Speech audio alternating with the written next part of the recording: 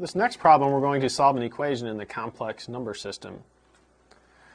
We're asked to solve the equation 3x cubed plus 2x minus 1 equals 8x squared minus 4. And we're going to solve that in the complex number system. First thing we'd like to do is move everything to one side and get the right side equal to 0. So we'll have 3x cubed plus 2x minus 1 minus 8x squared plus 4 equals 0. We're going to rewrite this so that the exponents are in decreasing order. We'll have 3x cubed minus 8x squared plus 2x. Then we have a minus 1 plus 4, which gives us plus 3. And that's equal to 0. To solve this equation, if we consider that this left side is a different function called f of x, we're really looking for the zeros of f of x.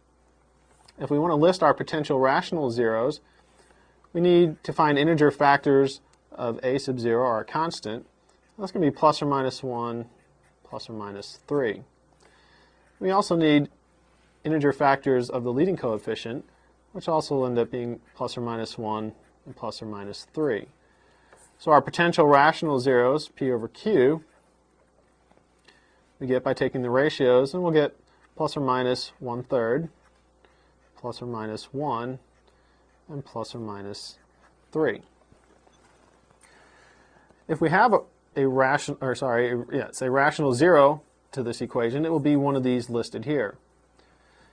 If you graph this function f of x using a graphing utility, it looks like one of our zeros was close to 1, so we might try positive 1 using synthetic division. We list our coefficients for f of x, 3, negative 8, 2, 3. Drop down the 3, multiply and add to get negative 5, multiply and add to get negative 3, we multiply and add to get 0. Now the remainder is 0, which tells us that 1 is a 0 of f of x, which means it's a solution to this equation. Remember that with synthetic division, if the remainder is not 0, then this is not a 0 of the function, which would mean it would not be a solution to our equation. So we have one of the solutions. This is a reduced polynomial, 3x squared minus 5x minus 3, and it allows us to rewrite our function f of x in a factored form. F of x is equal to x minus 1 times 3x squared minus 5x minus 3. All we have to do now is see if we can get any zeros of this quadratic expression here.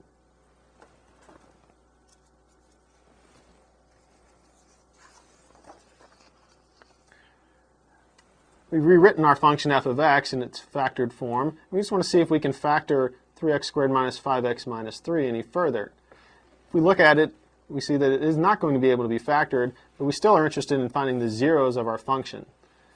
So we're going to set this reduced polynomial, 3x squared minus 5x minus 3, equal to 0, and find any solutions to this equation.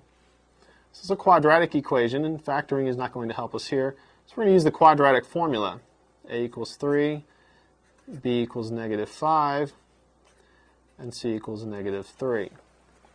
If we plug these values into the quadratic formula, we'll get x is equal to 5 plus or minus the square root, negative 5 squared, minus 4 times 3 times negative 3. And all of that is going to be over 2 times 3. It gives us 5 plus or minus square root. Now if we work out what we get on the inside, it turns out to be 61. And our denominator here is 6. Since 61 is not a perfect square, there's no way we can reduce this, and there's no perfect square factors of 61, and these are our two remaining zeros.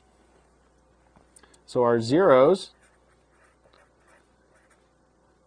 for f of x are x equal to 1, x is equal to 5 plus the square root of 61 over 6,